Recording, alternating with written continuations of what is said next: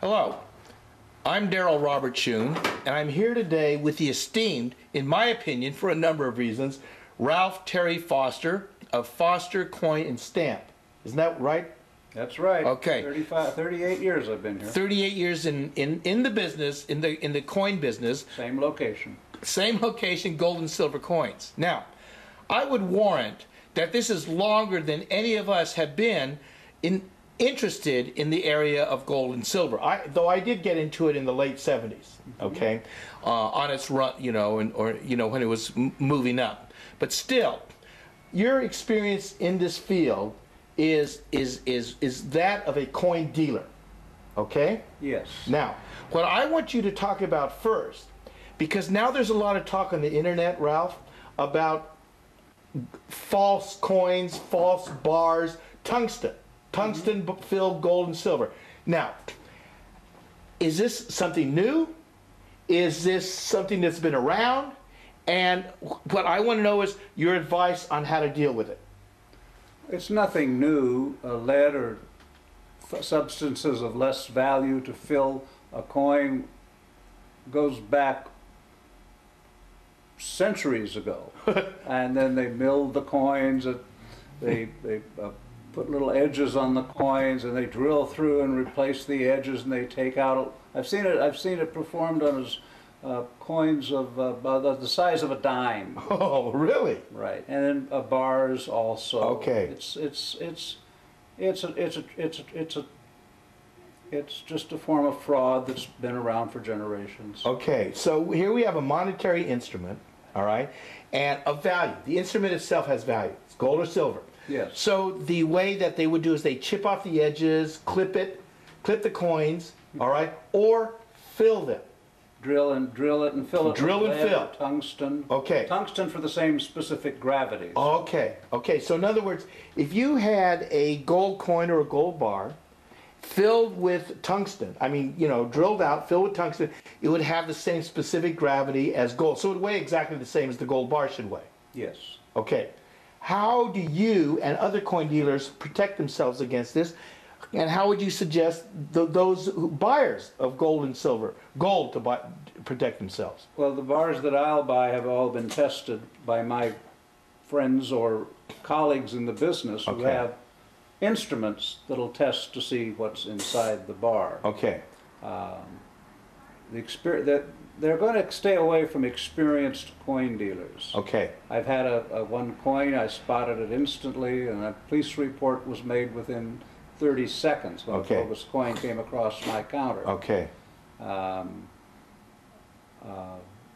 You're not going to find it. If a dealer's been in business, say in the same location for 5 or 6 years, you're not going to find that with him. You guys know your business, and you're on the lookout for this. Oh, it's like wildfire. It's spread around on the phone or whatever. Okay. Now, but for the neophyte, somebody's coming into it, how can they protect themselves from fraudulent conveyance of leaded gold bars or tungsten with gold? A dealer who's with experience, a background, and ask him the questions. Even when I buy a coin, I'll write a check for a few coins. I ring them, I test them. I don't mind if the coin's dinged up or damaged a little bit. I generally just buy and sell on the weight metal. I try to avoid high-end numismatic sales. I don't believe in those. Okay. All right. Now, Ralph, in terms, you said there was a case here, I think it was in the Bay Area, of Russians dealing in these bars. Were they leaded or I believe that was they? Coins. They were coins. In the Bay Area. Okay. And they were... Oh, and what kind of coins were they? I really don't know. I forgot the details. Okay, but it was tungsten filled? I believe some of them were. All right, all right. So this is a situation where you have to be careful about what you're buying, of course. Oh, yes. All right. It's like, I guess in common parlance, it's like buying a car with an engine that's about to blow up. Oh, yes. You're not going to be able to sell it for what you thought it was. Okay, it's damaged. Okay, now here you are in this business of buying and selling. Your market is what we refer to as the secondary market, isn't it? Primarily, yes. All right. Now, what is meant by the secondary market of gold and silver? We'll buy from the public or buy from estates. Okay. We don't really buy or sell freshly minted items. I don't. Okay. I don't have I'll just buy from other dealers or the public and then resell back to the public. Okay. Based on a commission of ranging from 3 to 6%. Okay. So you're dealing on these small margins, all right, of gold and silver coins or bullion. Yes. All right. But you told me that there's you will not buy bullion, gold bullion above a certain weight. And what is that? The size of the bar? Well, I have to make sure if I will check a kilo bar. That's a 30-ounce bar. Okay. Or even a 10-ounce bar. Okay. Before I'll buy that. Okay. All right. Yeah, of course. Mm-hmm. All right. Now, but you made a remark over dinner that I thought was very interesting, and I think our viewers are interested in. I certainly am. Is that you said about the secondary market that today, here we are, late 2012, you said the market is very thin. Oh, we noticed that when gold was perking around 1900. There was a lot of wealthy people who were getting nervous, and supplies were somewhat hard to obtain, and in order to fill certain orders, I had to do a lot of work. Okay, so see, and this is something that, I mean, I've been watching the market for a long time, Ralph. All right, and the price has gone up steadily for over 10 years now. It started moving in 2001. All right. Yes. And in my mind, the basic thing is it's the ultimate hedge. Gold and silver, but basically I'm a gold guy, is the ultimate hedge against a monetary crisis or a financial crisis. It doesn't matter. All right? We're headed towards both in my book. All right? But you just made the statement that as you saw us moving to the $1,900 an ounce level for gold, the market got thin. There was a big secondary demand. market, big demand, and the supply was tight. Yes. Okay, now, what this ties in with what I want to make, my point here is this, is that we are headed towards an event that I believe, and I've said this for a long time, I call it stage 4 gold. We're in stage 3 now, what I call stage 3. Stage 3 where the prices are volatile. You have investment funds going in and out of gold, all right, trying to play the short-term upside and downside of gold, either side, to make profit. So you're getting more swings than you usually would. Yes. And this stage of the market precedes what I call, everybody has a different terminology for, stage 4, where it's going to explode. All right? The takeoff, the liftoff. Analogous to what happened in 1980 in the last 3 weeks, and gold went basically vertical. It was a wild market then. Okay, now, when that happens, demand just piles on because everybody is now trying to get into gold. And what you're saying is you saw a hint of this when gold hit 1900 last year. Yes, because the price of the metal was very close to the price of the Wall Street quote or the paper gold. Okay. Whereas in 1980 it was several percent behind. So the real physical market was keeping up with this paper market. Okay. Because our market is a real market. We have to deliver the real thing.